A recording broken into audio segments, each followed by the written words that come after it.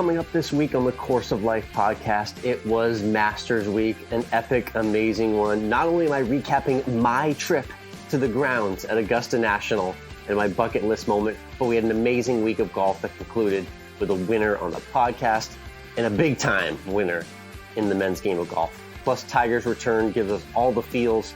We're tuned into everything outside the world of sports. And this week's guest is Tadd Fujikawa. You may remember that name as the teenager that made the cut in the Sony Hawaiian Open and captivated the world of golf. We recap his entire life story in the game of golf and what he's up to now. Plus, baseball's rivalry is back. We recap Masters cuisine and more when we always end with food. All of it brought to you by our friends at Desert Fox Golf, makers of the Phone Caddy. Mike and I talk every single week about the Phone Caddy and our friends out there in Arizona because they've created a truly one-of-a-kind device that makes it supremely easy for you to store, locate, and hold your phone at all times when you play the game. It's an easy way to keep your scores open, keep the yardage book apps right where you need them to be seen. And maybe, if you're out on the course like I was this past week, Mike, maybe you what you do is you put the phone in the phone caddy, you fire that Masters app up, and then you're watching live golf while you're on the golf course. So if you want to create that vibe, check out desertfoxgolf.com. Use our promo code Course of Life to save 10% off. Again, promo code Course of Life to save 10% off. And your phone caddy is instantly shipped to you from desertfoxgolf.com.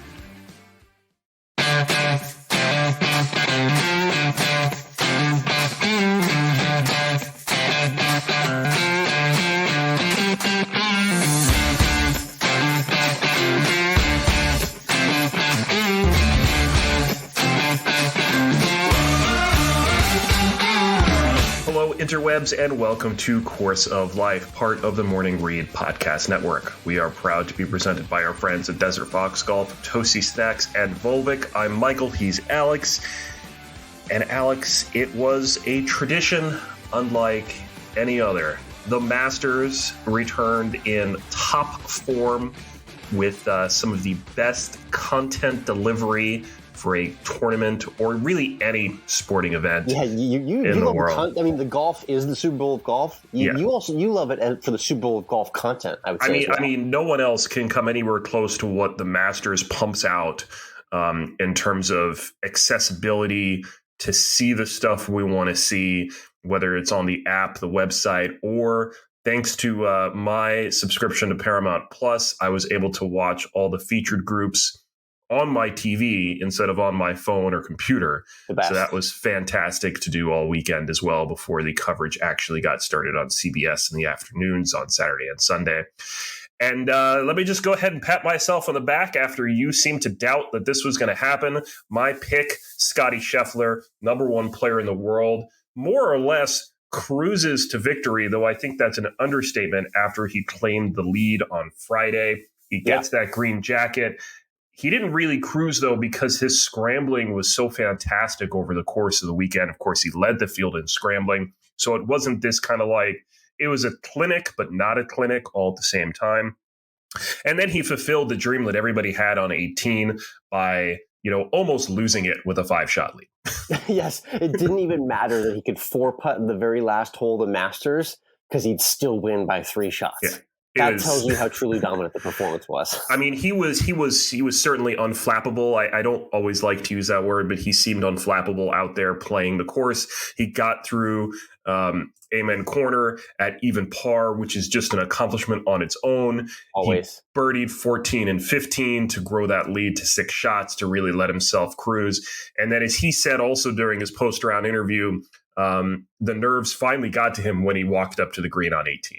Which, I don't blame him. What a freaking moment this was for a guy that, again, had only had one European Tour victory, DP World Tour victory, and still been winless on the PGA Tour when we were heading into Super Bowl weekend and the Rams and the Bengals were playing, Mike. Again, just to reiterate, Scottie Scheffler was still winless at that moment.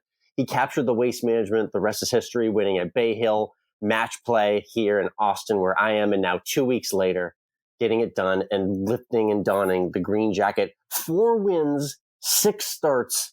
This is an all-time heater. I said it on Twitter. I'm at Course of Life 1. You're at MWRINC. He is that guy right now where you're walking by the casino floor in Vegas and you see the craps table where one guy is just rolling everything you need him to roll, and the whole table is screaming in a frenzy because they're all winning money. Scottie Scheffler is that guy. Just stay at the table because you're just as hot can be right now. Yeah, it's, I think it was maybe even Tiger that said everyone looks for the kind of 2-3 month stretch where you kind of are playing your best golf, and it happens to coincide with a major.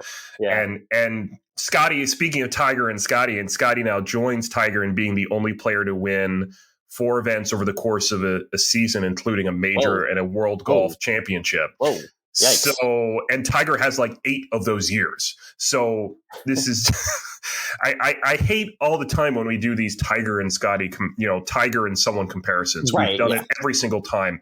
I have the feeling that the stretch of golf that Scottie is on right now is one of those times when you really can compare how well he's playing right now to how well Tiger played during his stretches.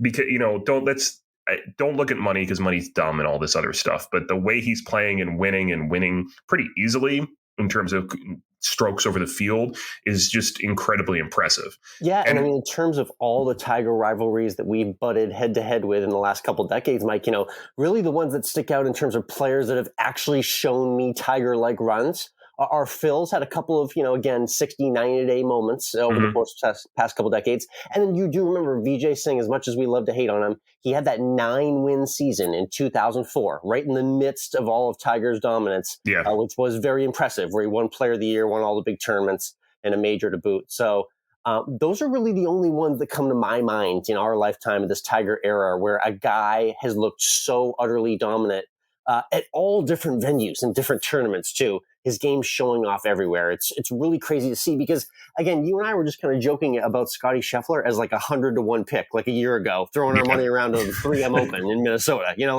Things have changed a lot for a guy that was just on the Corn Ferry Tour a few seasons ago. Yeah, his growth has been tremendous. And now, as we heard them talk about a lot during the broadcast over the course of the weekend, he had like a 66-70% win percentage when he was in school. In tournaments, and he's over these last 2 months, he's hitting that 4 for 6. So, are we going to see this continue? Is the big question. You did the over under 0.5 majors on Scottie Scheffler. Yeah. You constantly took the under every time I asked you that question. You took the under. Congratulations on cashing your ticket very early. Yeah, that was a very quick cash by you. Now the question is over under 1.5 majors. Yeah, I mean, now, so we look ahead to the venues now for Scheffler. Why would he not contend at Brookline Country Club? It's a kind of just a flat track U.S. Open venue. We'll have to think about how he is at a thick rough, maybe, and avoiding big numbers. He had all fairway lies at Augusta, which I'll get into a little bit from my trip. But it'll be interesting to look ahead and see, why is he not going to put himself into contention in another major if he's just this freaking hot right now? It'll be fun to watch. Let's, we touched there on the comparison between Tiger and Scottie. Scottie, of course, was also wearing Tiger Woods' golf shoes with a big TW on the bottom. Okay. He was playing Tiger's irons as well, I think. So there's a lot of connections there between the two because, of course, Scottie Scheffler was only like 10 weeks or 10 months old, whatever it was. He was less than a year old when Tiger won his first Masters 25 years ago. And Tiger had his triumphant return this weekend. While I got to say that I was right in Scottie winning a major, you got to say that you were right this week in Tiger returning to the world of golf, doing one of the hardest tests in golf. And besides his 1 under par round to open on Thursday, which was incredibly impressive, the rest of the week, Tiger played exactly as I thought he would. Yeah, he did. And really the main accomplishment being he finished 72 holes and he had the opportunity to make the cut, and he did. The weekend golf was not great, admittedly. He would be the first one to tell you that. Tiger has never missed the cut at Augusta. Insane.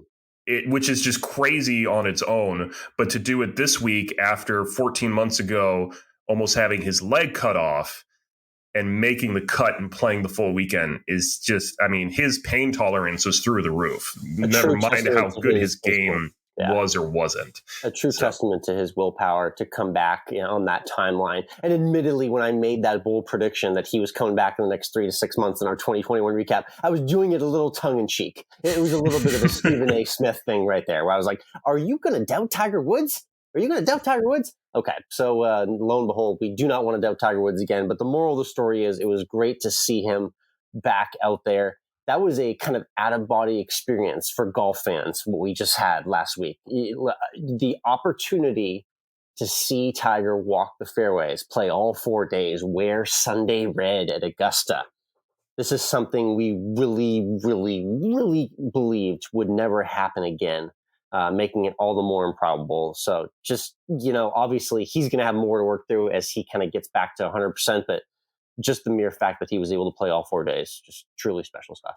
Yeah, his limp did become more and more noticeable throughout the course of the weekend. And I don't know if you saw it, there was a shot of him coming out after he signed a scorecard and did his post-run interviews with his family. And his limp was very horrendous. He did not look good at all as he kind of limped his way around the clubhouse. He did, however, say that he plans to play the old course this summer. So, which is something we kind of thought would be his return to golf. So, what do we think his chances are there? It's a flat course. His driver seemed to be the best part of his game during the course of the weekend. It's just his feel around the greens seemed to be what was really giving him trouble. So, what do you think? Is he's gonna play the weekend at the British Open? Well, yeah, and I mean, I was theorizing with David when we were at our trip to Augusta what his schedule would look like, assuming he completed the Masters. And the PGA's out there in May, Memorial, U.S. Open. Again, we don't really see a world where he's playing more than like 5 to 8 events a year, so you got to be pretty picky. So if anything comes in between that and St. Andrews, it would be those events. But yeah, St. Andrews felt like a realistic target, back in fall 2021 when we were just beginning to talk about a return. That felt like the original starting line, but he beat that quota by a few months. So entirely probable we see him there. A much, much flatter course than Augusta National is. That's for sure. But yeah, regardless, if we just get 4 days, at St. Andrews with Tiger and he's back in red in July, wouldn't that be amazing? It was great to see that fashion, Mike. I know you want to get to the fashion storylines of the week. This is always something you love to follow when it's major championship season. Well, we out of the horrible fashion decisions that we saw being made over the course of the weekend, let me just back up for a second and say I would rather see Justin Thomas wearing joggers than some of the other things we saw during the course of the weekend. JT had an interesting pants day on the weekend. I believe it was Sunday when he was rocking these yellow pants, which were basically kind of matching the yellow Masters flag that I'm getting autographed currently by Pat Shamans. Like it was that exact flag stick color. I don't really know if that's the greatest look for him. He might want to throw those in the closet and keep them there. No, I mean, this was not the worst thing I saw over the course of the weekend, but this was certainly a very eye-catching color of yellow pant. Yes, it was. Tennis ball yellow, if you will. To say the least, yeah. Also note, I mean, on Saturday, Scottie Scheffler had a lot of practice putting the vest on and off because after every shot, he put his vest back on and then he took it off before the next shot. And he still fumbled putting the green jacket on in the cabin after I have some his behind round. the scenes in the Scottie Scheffler vest. So 2021 match play when he lost to Billy Horschel in the final was following him all weekend, Mike. And we had a similar condition on Saturday and Sunday. And he was doing the same thing. It's this 50 degrees weather or whatnot. He kept putting that same Nike vest back on, back off. And it's kind of just like the quarterback equivalent of those hand warmer pockets that they have in the NFL. Mm-hmm. It's basically like that for him. He just likes putting it on, walking in between shots with it, taking it off. It's just kind of like a nice little warm, kind of insulated blankie that he throws around himself when he's walking the fairways in between shots. So it was weird watching him do it as many times as he did. I think we're going to have to start creating a bet to see how many times he takes it off in these inclement weather days in the future. It's all going to come down to how many shots we think he's going to hit over the course of the day. It's just that sweet spot when the temperature's like in the 50s or so. That's his official off-on vest weather. Yeah. I don't know how you feel about monochrome outfits and wearing kind of all the same color and everything, but Adam Scott has always been a fan of it. And his khaki combination was just interesting. Yes, it was. I mean, he's been taking a lot of flack for rocking the same like beige sweater for a while. I don't know if you've noticed this on Twitter in the last several weeks. It's kind of becoming a bigger and bigger thing because he likes to wear it a lot.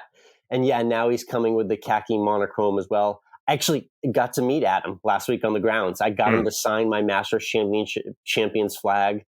He was talking with the brand reps for Uniqlo, that fashion company that he wears all those clothes from. I didn't get to hear enough of the conversation, but I'll be curious to see what's in Adam Scott's monochrome future for sure. All right, let's get into my two least favorite fashion moments of the weekend, and I think you know what they are. Let's start with Victor Hovland's pink pants with a pinstripe, this like white pinstripe down the side. This was beyond awful to me. That's like the outfit that like a 14-year-old girl wears to like the gym. Like that is just not a like Augusta vibe. I'm sorry. Like, I know you may have been going for the flower color vibe, kind of like Tiger was on Thursday, but it just did not hit right, and I didn't like the stripe. You're right. I mean, Tiger's mock neck was, a lot of people didn't like Tiger's pink mock neck on Thursday, but I thought it was fine. I mean, that's that azalea color. That's that flower emoji that everyone loves on social media. So that it matched it perfectly. Yeah. And then Tony Finau on Saturday had this really, I did not like his polo that he was wearing on Saturday. It was just rough to say the least. Just a strange combination of color. We'll have to get the picture up somewhere on Twitter or Instagram this week so people can check it out. But those were some of the do's and don'ts of Masters Fashion Week. And now that the Masters is in the rear view, it's time for us to reminisce on what it was like for your half day there. My half day, yes. Shortened thanks to some severe storms that rolled through on Tuesday during the practice rounds. Also, just want to say, as someone who lives out here in the eastern part of Georgia, those storms did produce a potential EF4 tornado out here, and our thoughts and prayers go out to all those affected by it in Bryan County, just west of me here in Savannah. But no one was injured out in Augusta, where you got to spend the morning all over the grounds. My biggest question for you is, what was the best viewing angle around the course? Was it Amen Corner? Was it 15 and 16? I mean, where was it? It's just like they do say going in. Amen Corner is pretty crowded. My two favorites were the corner at the par 5 13th. You know, they were hooking that drive around the creek all weekend and trying to get to the par 5 and 2 over the water.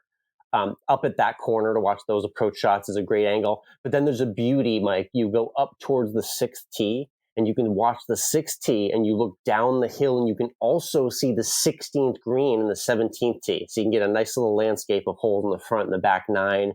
And just kind of walking the grounds and seeing all these different angles and remembering all the things that happen in these spots. Like, oh God, that was the Tiger chip-in spot right there where I'm looking right now with my own eyes. And like, that's where Jack Nicklaus hold the birdie putt to win in 86. Like, wow, that's where Tiger birdied in 2019. Like, all these things are just kind of flooding back to you as you're walking the ground. So it was a truly out of body experience for a golf fan like myself. And so being there for a shortened day, did you see Tiger on the range at all? Were you able to go and see him, or were you just immersed in walking the course and seeing the course? We knew going ahead how crappy the forecast was going to be. So we got there at the crack of dawn when gates opened. So we were in there at 7 a.m. the moment gates opened. We went to the range and practice area. And then right after that, I was instructed that early in the day, you need to make your shopping trip through the pro shop to get all your master stuff. So I immediately did that. And let me tell you, Mike, that is like chaos. Picture Black Friday back in 2003 when everyone's going for big screen TV. And it was basically like that, except everything in the world had a Masters logo on it. And I was just reaching left and right. It was a moment where I don't even think I was shopping. It was like I was on supermarket sweep, just grabbing anything with a Masters logo. So how much money did you drop at the shop? Because we had talked about this last week that you thought maybe it was going to be like, what, 150, 200, something like that on it. So what was the final total of merchandise purchase? Yeah, I spent about 6 minutes in there and spent $210. I don't even think I saw half the stuff, to be honest. Here's the other question. If I'd really seen everything, I would have spent double what I did.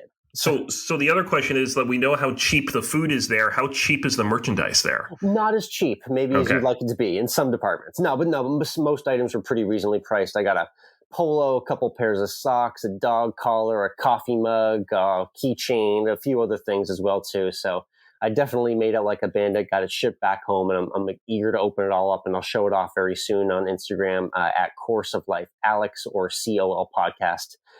So I got that done real quick. That was a fun experience. And then we walked the back 9. And let me tell you, Mike, about the course, as if I haven't mentioned it enough. The cliche is that you're going to be shocked how hilly it is because everything looks so flat on TV. And goddamn, is that the truth? It is a very hilly course, and a lot of approach shots and holes that seem to look pretty flat on television are actually like 40 and 50 foot uphill shots, and the yardages can really play tricks on you. There's just absolutely no flat lie at Augusta National. Yeah, I feel like over the years, either my impression of the course has changed where I recognize how hilly it is, or they've just gotten better at showing it on TV. But there's certainly, television always flattens everything out in general, no matter what you're watching. It's just the way it works on camera. Yeah. But yeah, the amenities were beautiful. No food lines at all. The flowers were full bloom. There's no rough at all, like I mentioned earlier. It's all fairway, no matter where you hit it. So it's flat, clean grass, and it is just as beautifully green as you see on television. There is not a speck or a piece of trash out of place. It is truly unbelievable stuff. And it was definitely worth the trip. The interesting part about the whole experience was that there were no phones in there, Mike. So I lived a no phone life, and I'm still waiting on these Kodak snaps. So I look forward to showing those off. But it was fun to just kind of disconnect for a little bit. I will say that. So because you had a rain out, does that mean that's it? You had your 5 hours on the course and you're done? So allegedly, Augusta National and the Masters followed up with basically a statement saying, sorry for the rain out Tuesday afternoon. We get there at 7 a.m. We had to leave the course around 11:30. So we got a good 4.5 hours in, which was enough for the experience. I obviously would have loved the full day. But it sounds like they're going to re-up and honor Tuesday tickets next year for whoever had grounds passes this year for Tuesday. So there is a chance that I could parlay this into maybe a day and a half at Augusta National. Time will tell on that, but regardless, the experience was unreal. I had an opportunity to do it with my buddy David, and here's a quick little recap of myself and David and our day at Augusta National.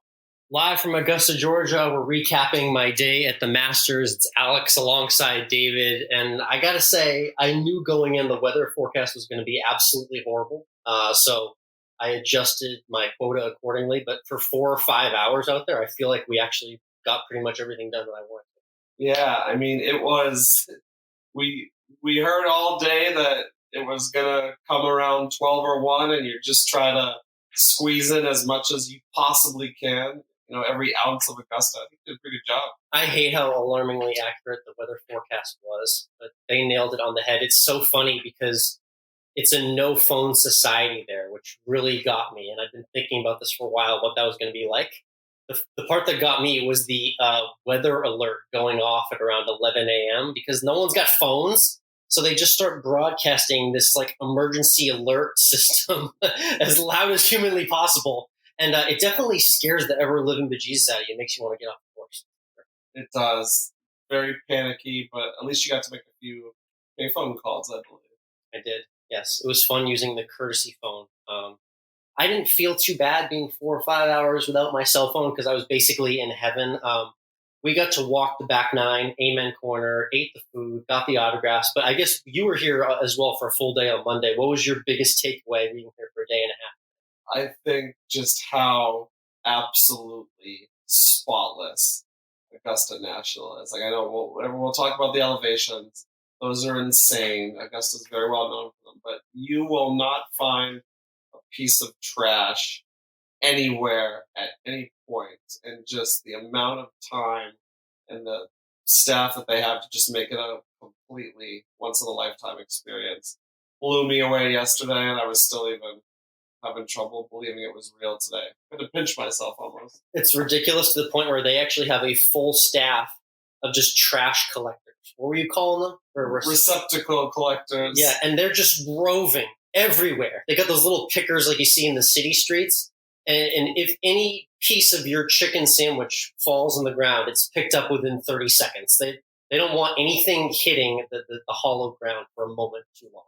It's a tradition like any other. Yes, the receptacles. It was. I'm curious. Yeah, let's talk about the elevation of the course, because this is the big myth that I had going into Augusta National. Is everyone's trying to tell me, no, it's not as flat as it looks on TV.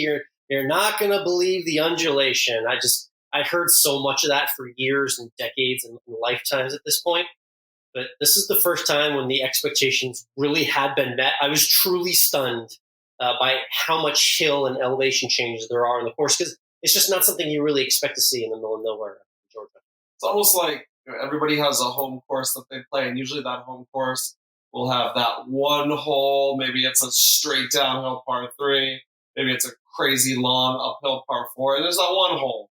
And the other 17 are fairly straightforward.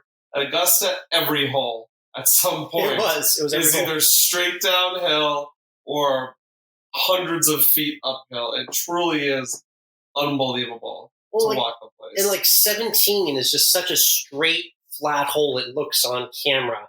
And everything about it just feels ordinary. It's one of the more ordinary holes down the stretch. And even when we walked across the 17th fairway, we looked up at least 40, 50 feet to the green. So things are not what they appear necessarily on TV in terms of the elevation, but the actual grass on the ground really is as immaculate as I thought it was. I think I can confirm I really don't think they're spray painting it. I think the greens crew just does an amazing job year round, but it definitely did live up to that hype specifically. You can understand why the course is closed 6 months out of the year. Yeah, not great for the numbers. Not at all. I mean, you hope they get some sort of kickback on their dues, but I think they just have to grin and bear it for a few months while they watch the world's best come through. Quick Tiger thoughts, regardless of his week. We're all listening to this after the fact and the tournament's over, but just the fact that you got to see him, exist and be out on the course and hit golf shots again. 13, 14 months after he flipped his car 5 times at 80 miles an hour was nothing short of a miracle. It was absolutely insane. I don't know. I'm sure you heard about they were close to actually amputating his leg. Mm. So if you think about he loves throwing that around, doesn't he? He does. And if you think about that, his interviews in February and March saying he doesn't know if he'll be back this year, and then just to see him at Augusta and just traffic stopping, tens of thousands of patrons following him around, just mesmerized. It adds to just the absolute magic of the week, I feel like. Yeah, you saw the Monday crowd. What was it 4, 5, 6 deep on a Monday for a practice round? It was absolutely ridiculous. It was insane. You would have thought it was championship Sunday and a playoff on every hole that he played. Yeah, no, awesome to have him back. Definitely added to the whole vibe of everything. One thing that is very unique about the Masters is the past champions coming back. So we know all the past champions get to come play at the event. So you kind of just see them sauntering and lurking around the clubhouse area. This is where we kind of got to get our fanboy on and grab some autographs and stuff like that. I need you to tell the story about you spotting past champion of the Masters, Charles Coody, just completely catching him out of his element because it was one for the ages. Yeah, I mean, he was an older champion that we used to see decades ago at a local Champions Tour event. Yes, we did. And I have this Masters flag where I'm collecting the autographs of all these past champions. And we literally see him, midway through the day amongst thousands of patrons walking up the hill with the patrons and some shirts and a bag, seemingly having no idea where he was going. Just so completely aloof. But him stopping and chatting with us for a minute and signing was pretty unbelievable, as was meeting Tommy Aaron the day before, I believe, the 1950. Yeah, I heard this guy talk your ear off, didn't he? Yeah, you saw the name tag, and I knew him by name only and by the golf balls and clubs that I think my dad used to play that he manufactured. And, you forget, to your point on cell phones, how little we actually have conversations with people. And he must have kept me there for 25, 30 minutes just talking about all facets of life. And it really just shows you the hospitality and the way life kind of slows down at Augusta National. I mean, you're not one to shy away from a conversation yourself. So to hear and see you getting pinned down by a Masters champion at Augusta, definitely a sight to be seen. That's for sure. It's something I'll never forget. That's for sure. Nice. All right, let's wrap with the food review. Everyone's curious about this because we always talk a lot about the Masters menu, the ridiculously low prices, which they kept, by the way. Just first thoughts on maybe the best thing you ate there. Everyone talks about the pimento and cheese and some of the drinks. I really love the chicken salad on brioche. I got that both days, and it was just, when you're walking 30,000 steps a day and burning all the 10,000 calories, I feel like anything tastes good, but chicken salad on brioche was my best bet for the week. Yeah, I would say probably the pimento was solid, but maybe not overrated. Just it was what it was. I wasn't blown away. The barbecue sandwich I brought home was the real deal. Classic pulled pork, pit roasted. So I was very impressed. And to speak of that, the food lines and whatnot, just the efficiency at which this tournament runs is like tenfold of any other golf tournament I've been to. Like lines move. You don't stay still. There's 20 people working every register. And like things actually go the way they're supposed to at every sporting event. Every experience is optimized and every inch of it they've thought about. Yeah, really cool stuff. That's a wrap from here for Augusta National. Hopefully we're back real soon to keep working on that flag. What's next for you? Any future Masters trip plans in your itinerary? Because I feel like I was saying going in, this could be the only time I ever make it here. But now that I got a little bit of a taste, I feel like I want to get myself back here. Yeah, we have the U.S. Open up in your old stomping grounds in Massachusetts in June, so that's kind of the next thing I'm thinking about. I know you're going to try to do a couple meaty hits there, but I know you make an abundance of picks every week, and people are going to be listening to this retroactively, but you could be the smartest person alive. If you had to pick one person this week, who do you think is putting on the green jacket on Sunday? Well, seeing as I'm speaking retroactively, John Rahm has already lifted the trophy. He's donned the green jacket. He's a two-time major champion. So I'll stick with that, and I'll write a favorite. But and I'm going to go with who do you like? This will be his second win. Nobody's thinking about him. It's a grinded out weather sort of week. I see Patrick Reed winning the 2022 Masters. All right, we'll see how smart those picks make us look. Yes, we will. After the fact. Cheers. Great stuff there, Alex, and thanks to David for being a part of that and setting that up for you. And I am super jelly. I'm super jelly, as the kids say. I don't know if the kids still say jelly, but I'm jelly. It doesn't even matter, man. It was just everyone's like lifelong dream realized at the same time. That might be like the happiest place on earth. Just at Augusta National because we've all been waiting for that moment and we're all there. So take, really great. Take that, Disney World. Take that. Right. And we'll see if we get some more of this next year back at Augusta. But for now, let's turn our attention to the next one, because they're going to stay in the southeast here. They're going to come right over the border for me to Hilton Head Island. They're going to go to the RBC Heritage at Harbour Town. As we say, I think every year, there is no place that can follow up Augusta, but if one could, it's Harbour Town. Yeah, I put my preview out on runyourpool.com, so check out the golf blog section there for my full write-up. But I was saying that. It's like, you know what? It's just it is a hangover tournament after the Masters, but it's a real lovely, Sunday brunch when you're hungover. It hits really perfectly. Harbour Town Golf Links, just a beautiful venue along the water. The iconic red and white lighthouse. You may know it as that course because we saw that on so many video games of our childhood. So it's a great spot. You know how beautiful an area of the country that course is, and it's a nice venue because it's not a super long track, so it's not super demanding, and you can get champions like a Stuart Sink. Remember when he triumphed here last year? That was a big win for him. So hopefully we get a random winner like that. So. He did have his big win last year, kind of this return to form maybe, with the 47-year-old winning last year cool. With his son Reagan on the bag. And then, of course, on Friday on Reagan's 24th birthday with him on the bag of the Masters, Stewart went ahead and put one in the cup on 16 for an ace. That was so you got to think he's got a little momentum coming back here to Harbour Town. So we'll see. We'll see what happens. And those full picks will be up on Wednesday on Twitter. Let's switch over to Tuned In, where we share what we're tuning into outside of the world of sports. It's a new show out on HBO MAX. Okay. That I have tuned in to watch the first episode, starring Ansel Elgort, The really, really tall guy. He's really tall. He was Tony in West Side Story, right? Yeah, he was. And he was Baby in Baby Driver. Okay. So he's playing an American reporter for a Japanese newspaper in the 1990s. He's a crime reporter, and he's going to be investigating the Yakuza, which of course is the mafia in Tokyo. I love a good investigation. I can always get behind one of those. You know? Based on a true story. This is a true story as well. So, first episode directed by Michael Mann, who, of course, you may know him for things like Collateral and some others. Collateral is the one I'm thinking of the most right now in my head. Well done. Good. Really liked it this first episode. Looking forward to the rest of them. Noted. Tokyo Vice, HBO Max. Good stuff. Yeah. The update here is I was living Florida life for the past weekend here.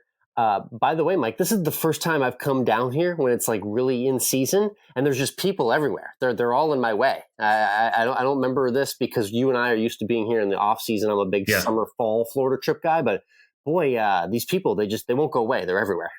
Yeah, there's a problem with the world in general, and that's that people literally don't go away.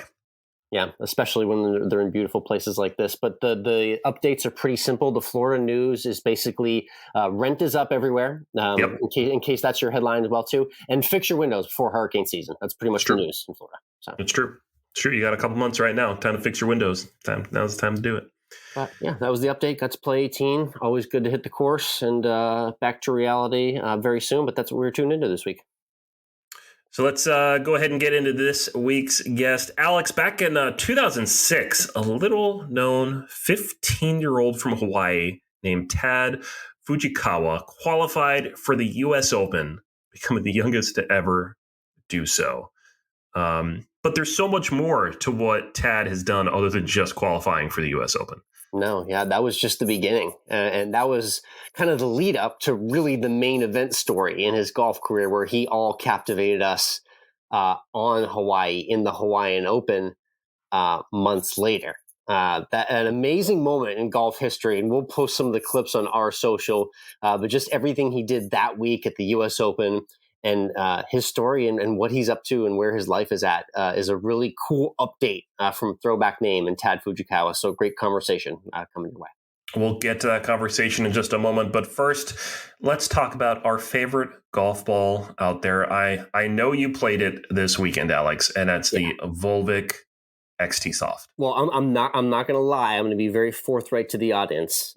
I was hitting the Volvic fine. The Volvic was flying fine. However, I was choosing to fly the Volvic into gator-infested waters. So I did donate a few XT Softs to the Everglades and some alligator families.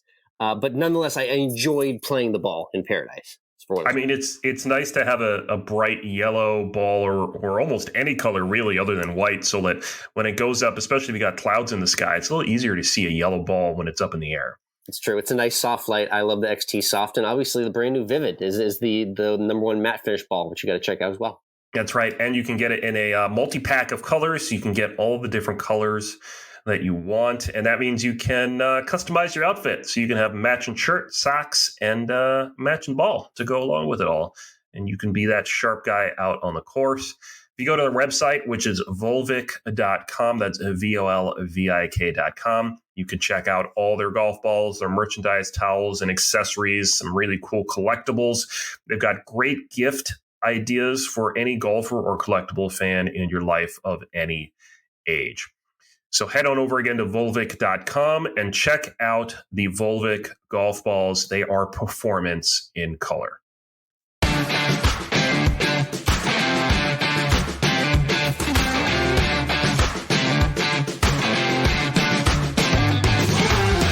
Next up on the tee, we have a professional golfer who has entered the world of pro pickleball as well, too. We're going to get into that. Golf fans out there will definitely remember his amazing performances in 2006, qualifying for the U.S. Open and making the cut in the 2007 Hawaii Open at age 16. It's Tadd Fujikawa joining the Course of Life. Tadd, thank you so much for joining. Thanks for having me on the show. Yeah, it's great to have you on and awesome to connect. It really is an honor. I've always thought you've been kind of, with everything you've done in the game of golf and you're doing in life, you've defied the odds. Like, quite literally, since you were born. For those people who don't know, you were born prematurely, and your parents wondered what that was going to be like for yourself as a child and a kid growing up and everything like that. I'm curious, what are your kind of earliest memories growing up, and what do your parents tell you about the formative years of your life? Yeah, I mean, obviously, I don't remember any of it. Yeah. But from what I've heard, my chances of surviving was pretty slim. I mean, it was 50-50 chance. And, if I did survive, most likely I would not, I basically wouldn't live a normal life. I would have had a lot of complications, but, I've been obviously very blessed and fortunate to be normal, to be able to do the things that I do today. And I'm very, very grateful for that.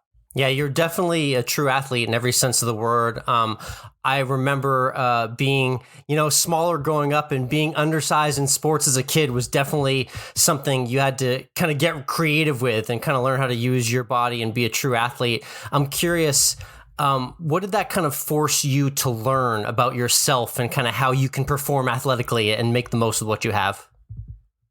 Right. I grew up doing judo. My family owns our own club in Hawaii, and so I think that helped me a lot. I started martial arts when I was maybe 3 or 4 years old. Wow. Okay. Yeah, so I think doing that very competitively up until 11 or 12 years old was a big deal for me. Just to I've never been the biggest growing up, and against kids that were a foot tall, almost a foot taller than me. I think that helped me along the road with not being intimidated. Now as I'm older, and I think I just found a way to overcome it, and that's just something that I think my parents have instilled in me as well, which helped. That's awesome. It's great to have a support system like that. I'm curious, at what point in your childhood, I know you mentioned around 11 or 12, backing off on judo and whatnot, was that the moment when you knew you wanted to focus full time on golf, or when did that happen for you?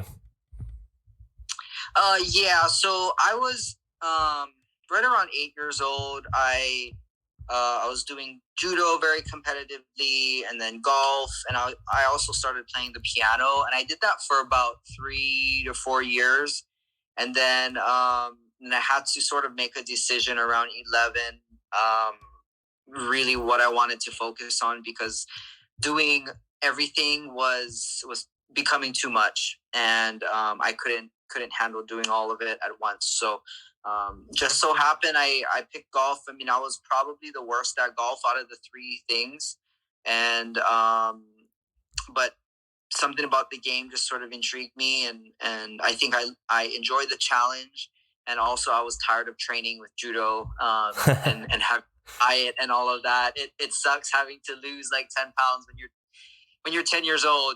It's a lot. No, I get that. Well, it was a good choice indeed. And just a handful of years later, you were playing in a major championship. So the turnaround was quick for you once you picked up golf and ran with it. So describe to everyone kind of what that process was like for you, age 15, going through qualification for the U.S. Open. Now, being in Hawaii, there's essentially, was there a local qualifier on the island, and then you did your sectional qualifying on the mainland? How did that process work for you getting in the U.S. Open? Yeah, so I did. I did my local qualifier on Oahu, where I'm from, and I won in a playoff to get into sectionals, and that was the last year they had sectionals in Hawaii, and it was, I don't know how many players there were, maybe 15 players. Oh, okay. They did have sectionals there. Nice. Yeah, and we played for one spot. and that was the last year they had a sectional in Hawaii. So that was how I got in. I played really well in the sectional, and honestly, it was definitely unexpected. It wasn't something that it was possible. I was only 15. Obviously, I was playing pretty well, but it wasn't something that I was like, all right, I'm gonna go out and qualify for the US Open. Right. Yeah, neither do many other 15-year-olds. It had to have been kind of a surprise to you. I was curious, when did the holy crap, what did I just do moment happen? Was it the moment after you qualified, or was it when you actually got to the US Open, or in between? When did it set in for you that you had done this at age 15?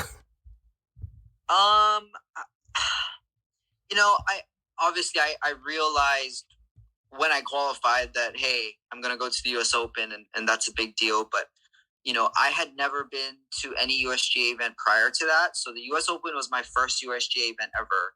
And that was just an absolute shock to me. Getting there and being in that sort of atmosphere, obviously a major, and at Winged Foot, it was crazy. Obviously the golf course was brutal. Extremely.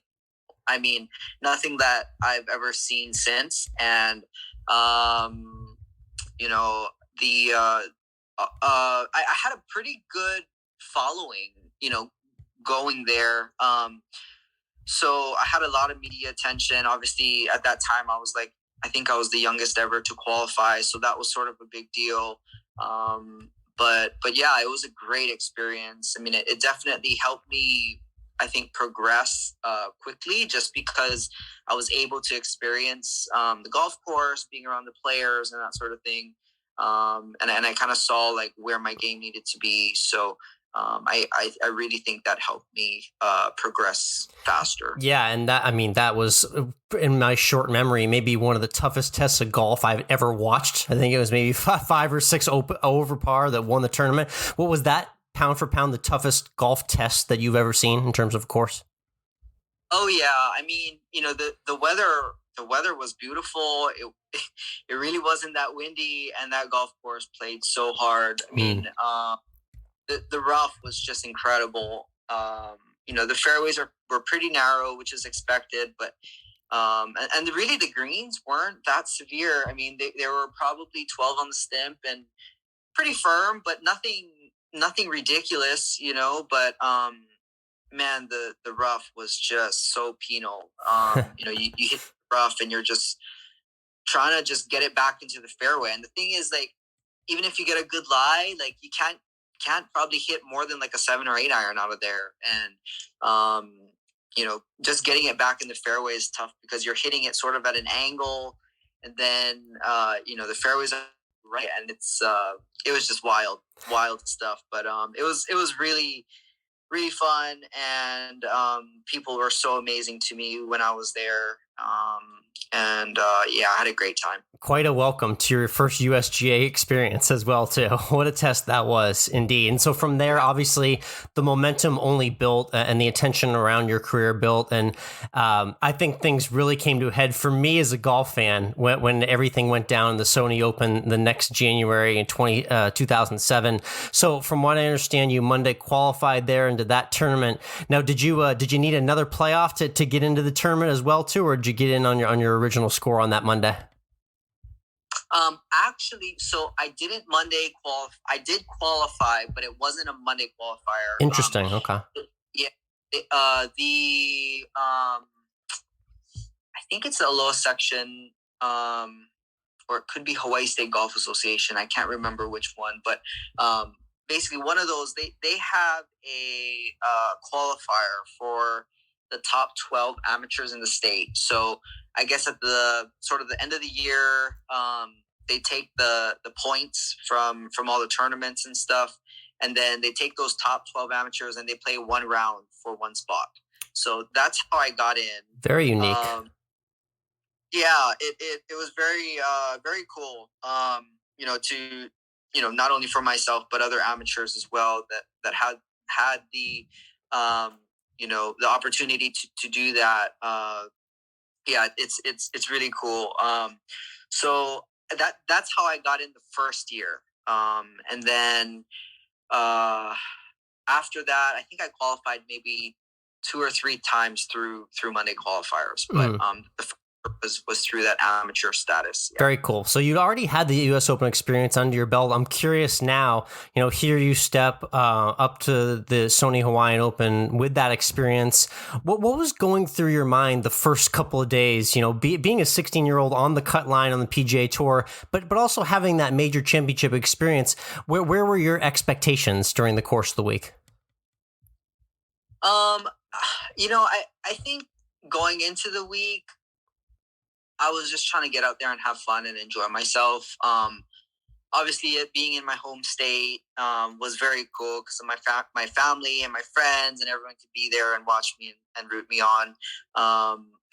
But I think my expectations weren't really that high. I was just out there playing and obviously doing the best I can.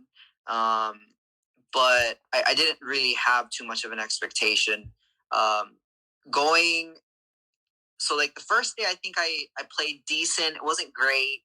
And then the second day I sort of got it going. And then coming down the stretch, the last few holes, I remember I made 2 bogeys in a row, I think 14 and 15. Yep, it was getting tight, yeah. Yeah. And I think I needed to like either par in or something like that, the last 3 holes. And, I just sort of had to buckle down and hit some good shots. I made a few good putts there down the stretch, but yeah, I think going into the week, I didn't really have too many expectations. But after the front 9, probably of the second day, I thought, I had a pretty good chance to make the cut. Yeah, the energy was infectious that you were showing all week on the course. You could tell the crowd was behind you. And the moment I'll truly never forget, which I know you won't, and I can't wait to hear what your perspective was like, was the eagle at 18 on Friday. It still sends chills down my spine when I watch the video. What do you remember most about that moment, the putt, the unbelievable fist pump celebration as well, too? What's your fondest memory of that specific putt? Oh man, it's so funny. I watched that and it's just so cringy. But oh no, it's great, Tadd. It's great. It really is.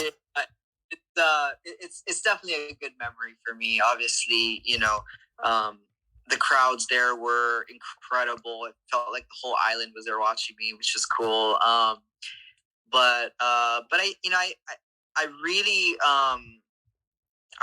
just blanked out in the moment. I was so focused and so in the zone. I think like I don't even really remember anything. Obviously I've seen the clips and stuff multiple times, looking back at it, but I don't really remember anything, in that moment. It's just I guess when you're in the zone, it everything just kind of blurs out. But I do remember just all of the people that were there watching and rooting for me. And one of the greatest memories that really I can remember from that tournament is on that second day, walking down the fairway on 18, going to the green, knowing that I needed to just make a par to make the cut, and I hit the green in 2. It was pretty special, being able to sort of take a breather and not feel too stressed out about it. But yeah, just this like standing ovation and everything there was pretty incredible. What a surreal perspective. Very neat. Again, Tadd Fujikawa joining us here on The Course of Life. You played the weekend there and you qualified again for that tournament multiple times over. I'm curious, is it anything specific that you love so much about Waialae as a course, or is it just kind of local familiarity for you? I think the golf course fits my game pretty well. It's not an overly long course. It's more of a shot maker's course. You have to sort of place the ball pretty well, and it's the course has changed a little bit over the years, but I think the crowds is really what has helped me really excel at that tournament, just because I have so much good energy behind me, and I know there's so many people rooting for me that it makes me want to play better, I think, and I just feed off the energy a lot. So I think that's helped me a lot, just in my success at Waialae. Awesome. I love that. Curious, random question. I'm not sure how much PGA Tour you watch these days, but is there maybe like another course out there that you think you could play as well as you do at Waialae that's in the PGA Tour rotation? I don't know. I mean, it's really strange, because sometimes you think a course will fit you great, and then you get on it and you're like, oh, I don't really like it. So yeah. It's really hard to say. It's really hard to say, but I tend to like sort of mid-length courses. Not super short, but not real long either. Sort of just average. But I do like the conditions to be firm and fast. That's something that I do enjoy. I think it's a good test, and it sort of allows me to be more creative, I think, with my shots. I don't like it really when it's soft and smushy. That's not, that's not my favorite thing to play in, but when it's fast and firm and playing pretty tough, I enjoy that. Definitely. Yeah, I grew up in those soft, mushy New England courses. I'm down in Texas now, where it's nice and firm and fast, so I can definitely agree to that one. Yeah. But so your career obviously went on for a long time from there, for the better part of a decade. Also got the 2017 Hawaii State Open Championship as well too. One important decision I do want to talk to is in 2018, when you did decide to open up about your personal life, coming out as gay and becoming an advocate for the LGBTQ plus community, which I am truly impressed with. I'm curious, what inspired that for you in that moment, and why was that the right time for you?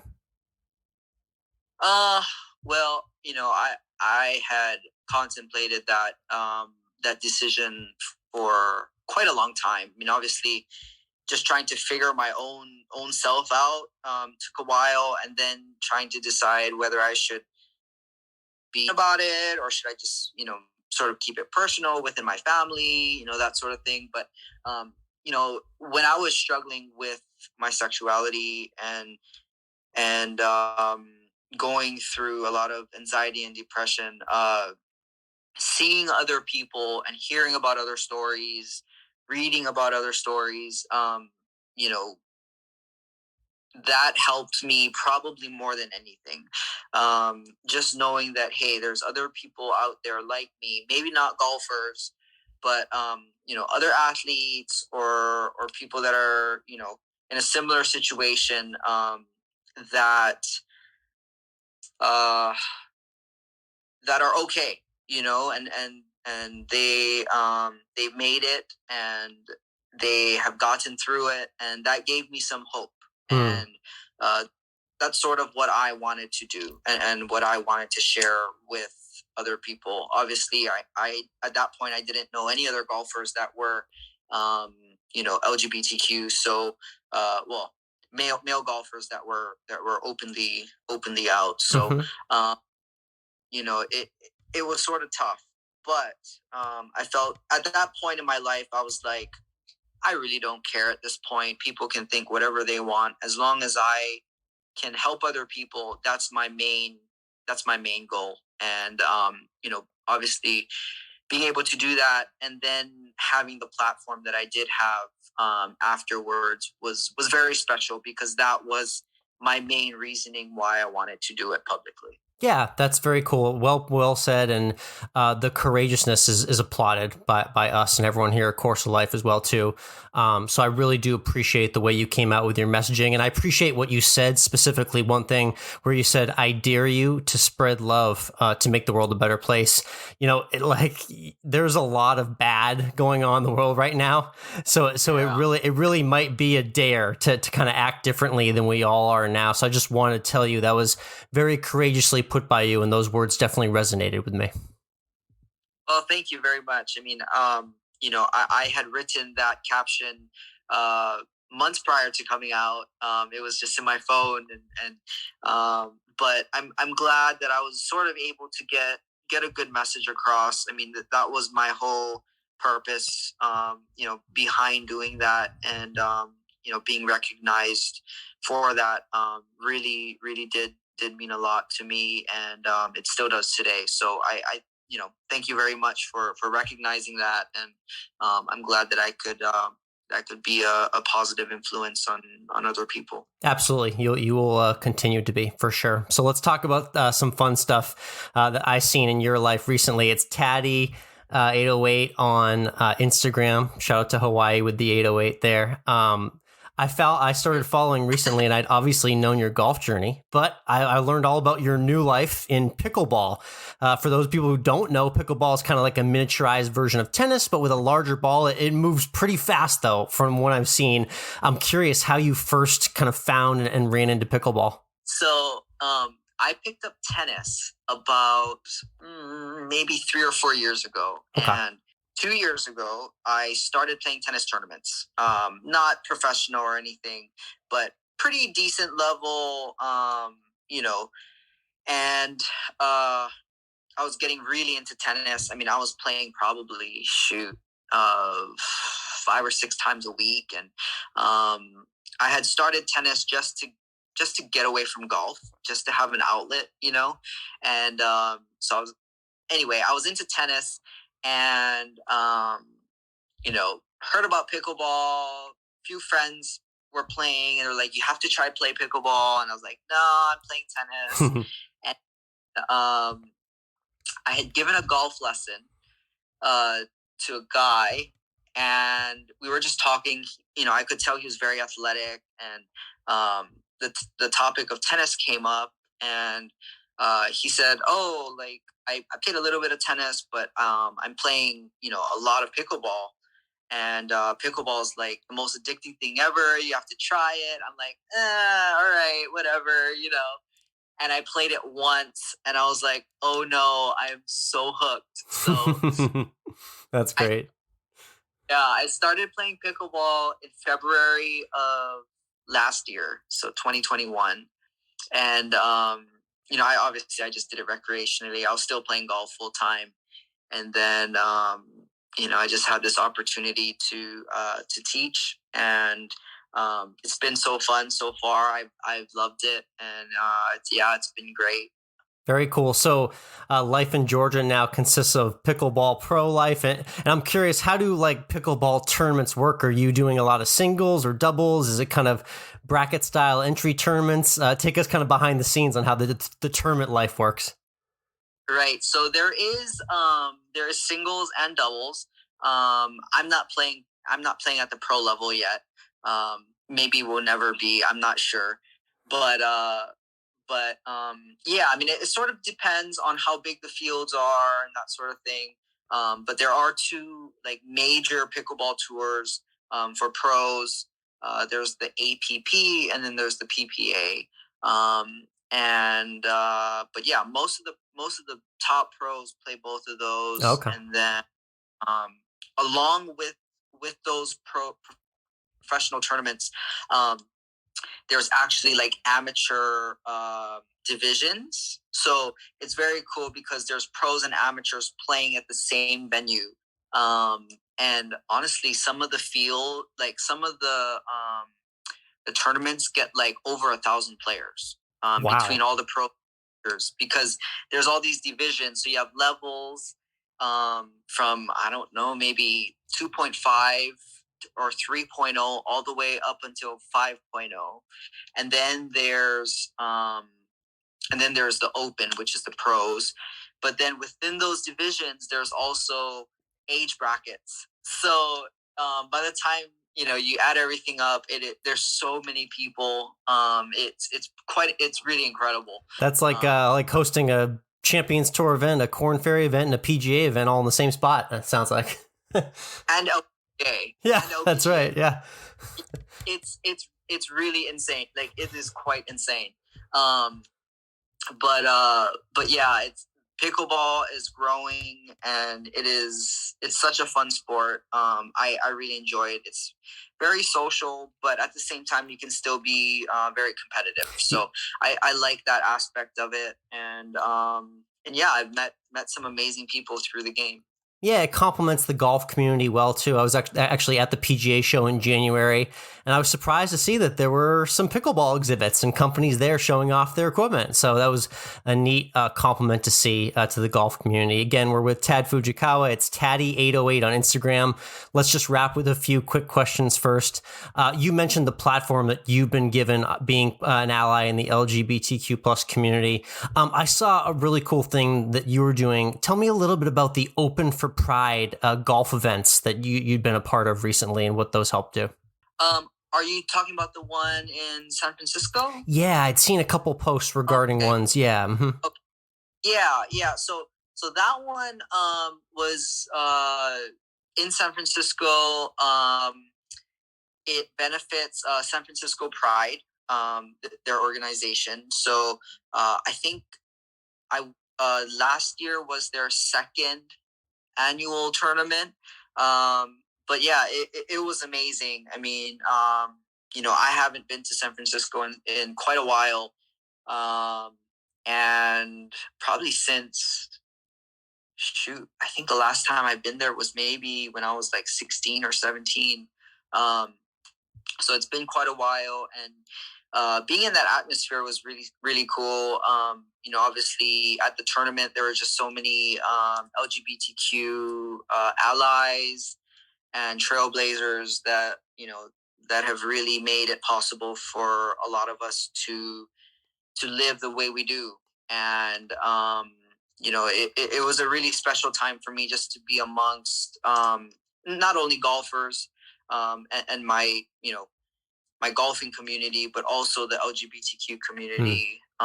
Well, and having those two things in one space was pretty cool to see, and it was a lot of fun. I mean, we played at TPC Harding Park, and that was my first time playing there. The golf course was incredible. It was very difficult, but it's a great track. And it was a lot of fun. I would recommend everyone to try and sign up and get in there,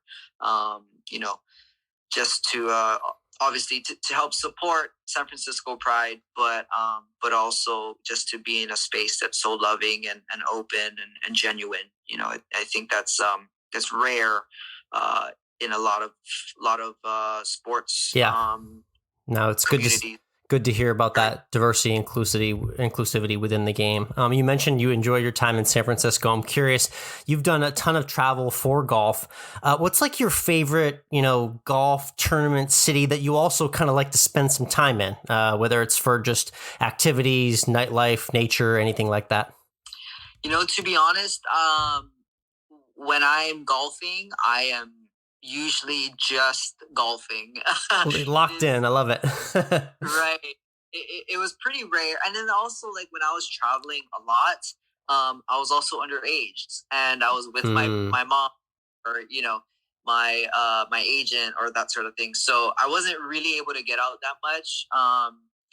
But I think my favorite place that I've been to is probably Switzerland. I played in the Omega European Masters for 2 years, I think. Very cool. Now, was that in the mountains there, the Cran sur Sere, or is that a different tournament? It is. It was. Beautiful spot that is. Wow. Unbelievable. I mean, just breathtaking. Like, the views are incredible. The golf course is so cool. Such a nice spot. I mean, the town is amazing. Such a small town. Everyone knows each other. And it's just beautiful. It's, one of those places that, you can only dream of. But yeah, I've had the privilege of going there and, spending a little bit of time there. So that was probably one of my favorite trips ever. Very good destination indeed. Let's wrap up with our 19th hole question presented by our friends at Lynx Drinks Transfusion in a Can. We're here with Tadd Fujikawa, and the question is the 19th hole, Tadd, when you get in after a long day on the golf course and you get into the clubhouse and it's time for a nice meal and a drink after you've played, what is it going to be for you? What's your order? Oh gosh, that's a hard one. Don't worry, I've only asked the question about 300 times now, so we'll be curious what your answer is. So here's the thing: I don't really drink alcohol, so that's okay. But with food, oh man, sort of depends.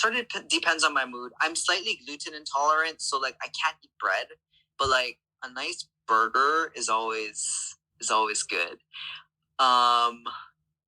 But dang, I don't know. That's a hard one. Yeah, well, the most popular food definitely is the burger. Obviously, the easy is the burger beer combo. But for the non-drinkers, I'd say I usually get the answer I get a lot is like a Gatorade or like an Arnold Palmer or something like that. Yeah, I don't do Gatorades. Arnold Palmer's hit or miss. I'm sort of more like an iced tea sort of person. Without the lemonade. So if anything, it's an iced tea, but I'm pretty basic. Like I don't get anything too crazy. That's okay. Burger and a tea is a very acceptable answer. It's okay. Hey, Tadd, thank you so much for hopping on the Course of Life. Appreciate you telling your story with us. Look forward to following all the pickleball action as well, too. And next time you get on the course, hit them straight. Okay? All right. Thank you so much. Thanks for having me. It was a lot of fun.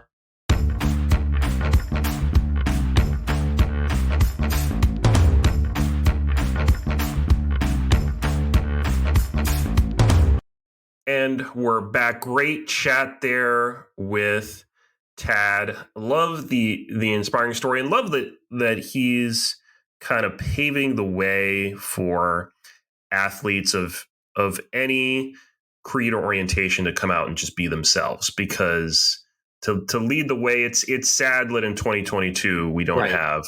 Yeah. We're not more comfortable than we already are, and we're certainly a lot further along than we were even 2018 when he came out.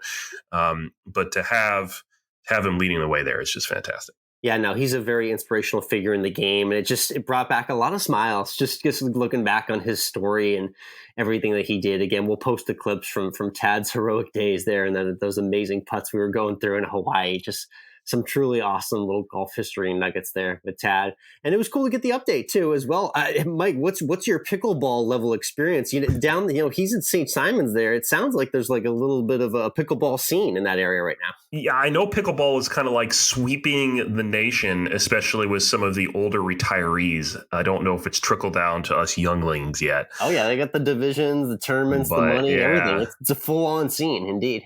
It's big. I don't know a thing about it other than that it does not actually involve a pickle. But... Yeah, well, next time you make your way to St. Simons, we're going to connect you with Tadd, and he'll run you through the route, and he'll run you over and show you how pickleball's played, I think.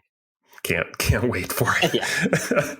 And if you like that conversation with Tadd plus everything else we do here, make sure you hit that subscribe button on the podcast app that you're listening to us to. Give us a rating. 5 stars is fantastic. 4 is okay. 3 is average. 2 means you don't like us that much, but you still listen to us. And 1 means that you hate us, but it's a love-hate because you still love us enough to give us a rating. And that's okay. Yeah, they all count for us. It's fine. Let's talk a little baseball real quick, because this is one of those fun weekends every year where you get the Masters and you also get opening weekend of Major League Baseball. Of course, we thought this season wasn't even going to happen, but it did.